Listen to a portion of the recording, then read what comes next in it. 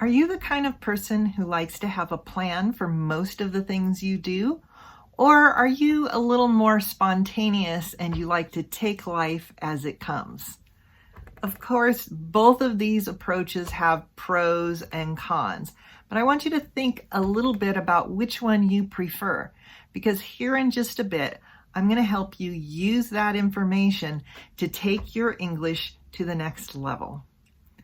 Welcome to English Coach 3Ts. I'm Tanya, and today I have two stories to help you take your English to the next level.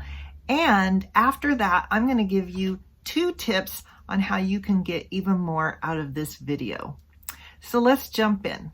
Let's start with the question I asked you about being spontaneous or having a plan.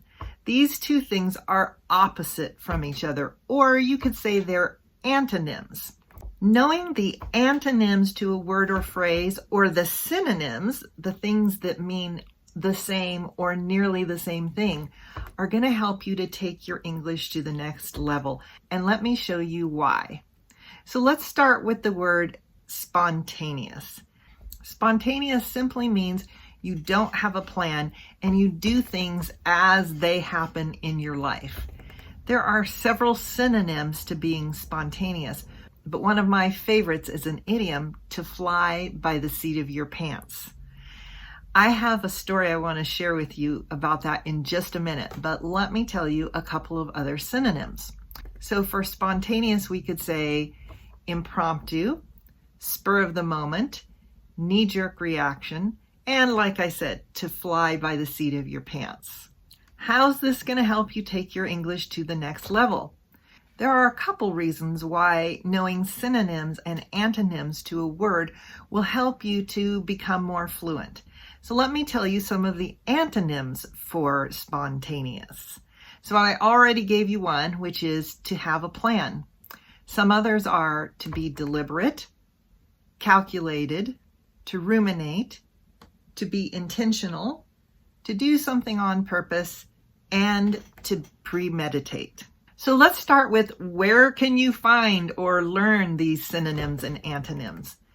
You're learning some in this video today, but you could use a dictionary to find synonyms and antonyms to most words, and you're probably learning them just by listening and reading and using your English. The tricky thing to synonyms and antonyms is you can look them up in a dictionary, but they aren't always exactly opposite or exactly the same as the word that you started out with. So I'm going to help you with that today with our word spontaneous and to have a plan, but I'm going to tell you how you can do this on your own as well. So let me tell you the story about fly by the seat of my pants. When I was younger, quite a bit younger, like in my early to mid 20s, I lived with a roommate, and one day we just decided out of nowhere that we wanted to take a trip from Nebraska, which is in the middle of the United States, all the way to Palo Alto, California, where Stanford University is. Now, can you guess why 2 young women in their early 20s might want to suddenly take a trip that far across the United States? If you guessed that it had something to do with a young man, you would be right. At the time, my boyfriend was going to college at Stanford University, and I was in college in Nebraska. And I almost never got to see him. We say we had a long distance relationship. And I decided I wanted to surprise him. And without making a plan, without thinking about it very much at all, we grabbed some clothes, jumped in the car, and took off for a road trip. If you haven't seen our video about road trips, I will link that below. So this was a very impromptu road trip. We didn't have a plan. We were spontaneous. We were flying by the seat of our pants. You could say we decided to do something in the spur of the moment. We were just sitting around our living room and decided, hey, let's drive to California. This was a great trip that I will probably remember for all of my life. And we drove the whole way there without stopping. Well, of course, we stopped for gas and food, but we didn't stop like to spend the night in a motel. We just drove there, straight there. And I can tell you that once we got there, neither of us had anticipated, or you could say neither of us knew what it was going to be like to drive in California as opposed to drive in Nebraska. Like I said, Nebraska's in the middle of the United States, and of course, California is on the western coast, and the traffic was completely different.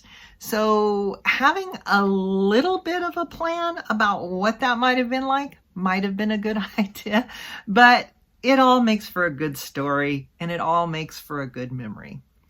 So you heard me use several of the words in this story, but you did not hear me use the word knee-jerk reaction, even though that's a word that I found when I looked up spontaneous in the dictionary under the synonyms. And of course I was like, oh yeah, knee-jerk reaction, that's a synonym. It is, but it is a little different than the other words. A knee-jerk reaction is more like when something happens to you and you react without thinking. The other words are more like you have an idea and you start doing it without thinking.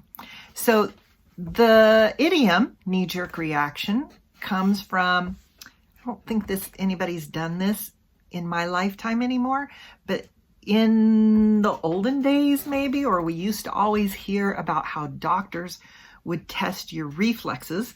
So you're sitting on a counter or a table or something, and the doctor would use a little hammer to tap on your knee like this, and your knee, when your knee would fly up like this, that is a knee-jerk reaction.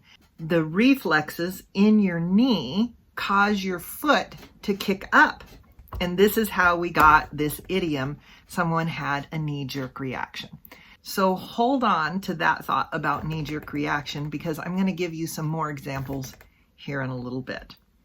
Let me tell you my story on the opposite side of this that was more planned. So as I told you in the video I did a couple weeks ago about taking a road trip, I love road trips. I have always loved road trips, and so both of these stories are about road trips. But this second one happens about 25 years later in my life, and so I'm in my 40s, maybe late 40s. Now I have two kids, 10, I think they were about 10 and 7, maybe they were 9 and 6. Either way, we wanted to get away for the weekend, or it might have been a few days more than the weekend. Either way, the main plan was to get out of the city and into the forest. And so we actually did some research, figured out where we could go that would be away from the city and out in the wilderness, but not too far away out in the wilderness. And we packed up our car and headed out to the forest. So I found this picture that I wanted to share with you, because in the video that I did about road trips, I said we packed the car to the gills. And so you can see that here. You can find out more about that in the other video. But you can also see here, this is me and Talia and Tiana. I think this picture was actually as we were getting ready to come back from our trip. But the trip was planned. We intentionally drove to the place that we stayed in our tent for the weekend, and we had a fabulous time. There were so many wonderful things that I will remember from that trip. So here are two trips that were not exactly opposite, but completely different. One was spontaneous. We were flying by the seat of our pants, my girlfriend and I, going out to visit my boyfriend in California. And the other one was more planned and more intentional with myself and my two daughters. So let's think about the question I asked you in the beginning. Which one are you more likely to be? More spontaneous or more of a person who likes to plan?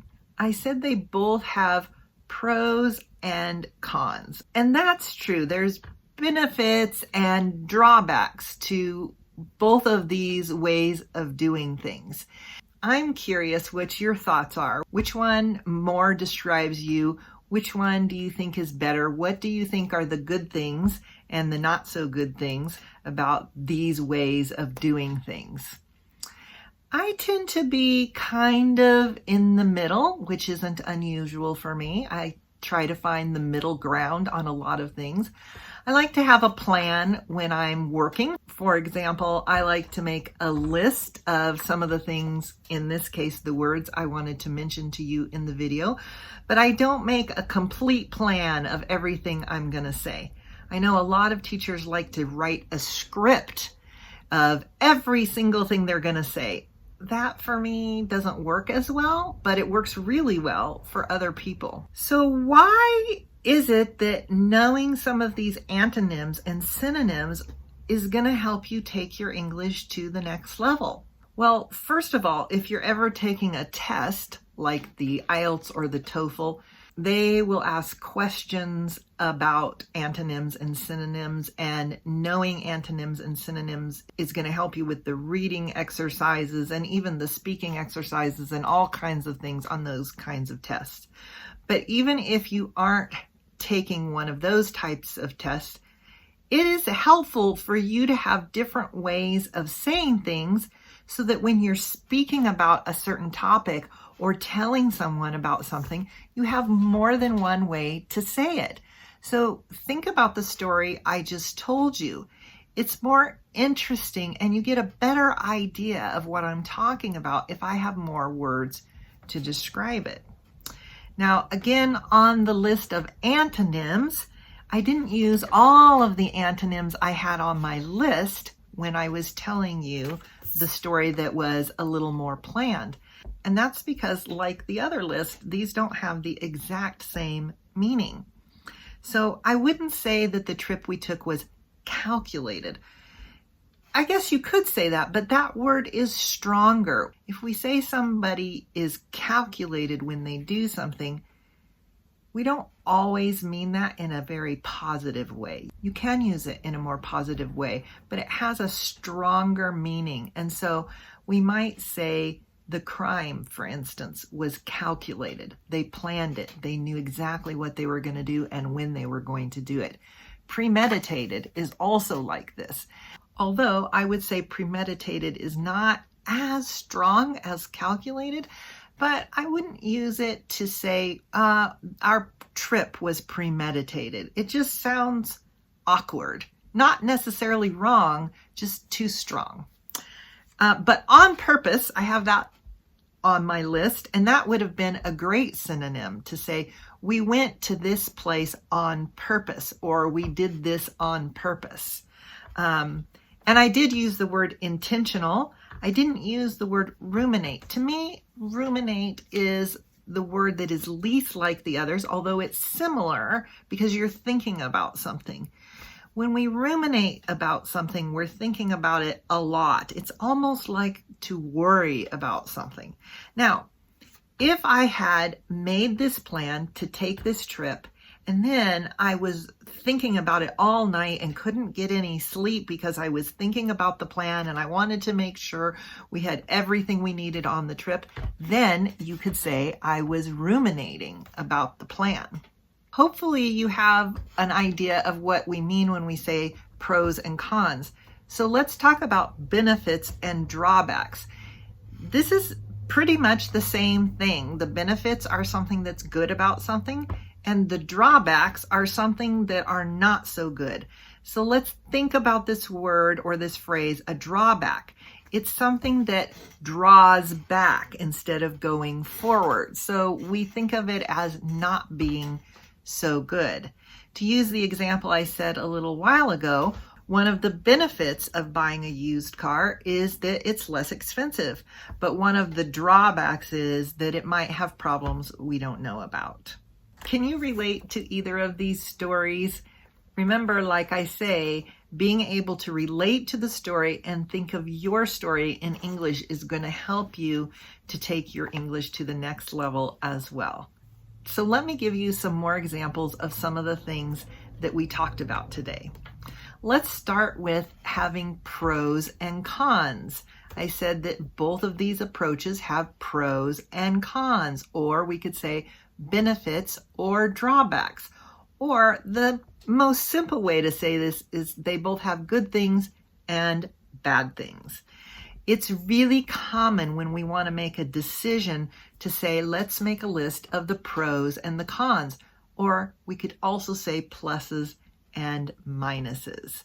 When you make a decision, do you like to make a list of all the things that are good and all the things that are bad about it? This is an exercise I used to give students in class, like, what are the pros and cons of buying a used car? Or what are the pros and cons of buying a new car? You could give yourself this exercise for homework to practice your English. Let me give you a few more examples so you get the feel for these phrases. I said earlier that the idiom to fly by the seat of my pants is one of my favorite idioms. I think I just kind of like the visual that it makes me think of, but also I tend to like to fly by the seat of my pants when I'm relaxing for the weekend, for example, or going on vacation as another example. You might hear somebody say something like, what shall we do for the weekend? Shall we have a plan? We could have dinner on Friday night. We could get some housework done on Saturday and then do a little shopping, then go to a movie. And on Sunday, we could spend time with family. And the other person might say, yeah, all those things sound good, but I'd rather fly by the seat of my pants. In other words, let's do that, but let's just not have an exact plan. I don't want to have to do something at a certain time. I want to share 2 ways you can get even more out of this video. Actually, there's 3 ways. Actually, there's more than that, but let's just go with 3 for today. The first is to make some examples using these words. And even better than that, tell a story or write a story like I told you, and try to use as many of these words, the antonyms and the synonyms, in your story. The second way is to go to Youglish. You've probably heard me mention this website before.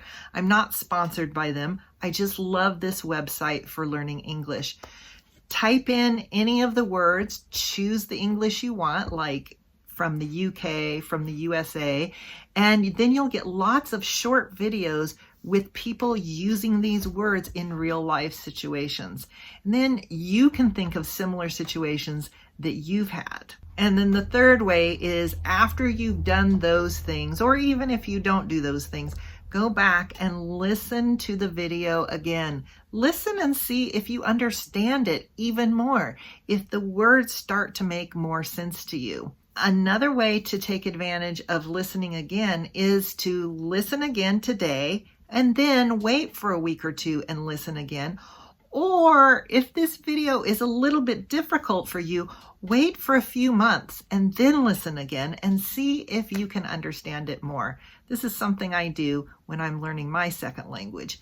Any of the videos or audios that are difficult for me, I put them on a list and listen to them later. And it helps me to see that I've made progress, or it helps me to see that I need to listen to this one in even more months. What can you do if you have a word that you want to look up synonyms and antonyms for in the dictionary, but you're not sure if the synonyms and antonyms are exactly opposite or exactly the same meaning as your original word?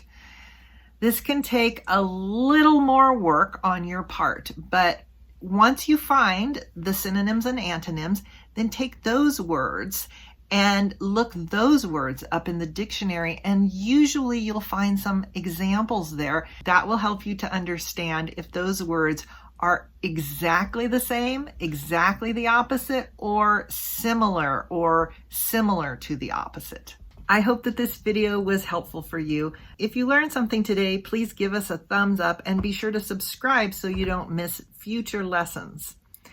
If you'd like to watch another video where I tell you another easy tip to take your English to the next level, check this one out.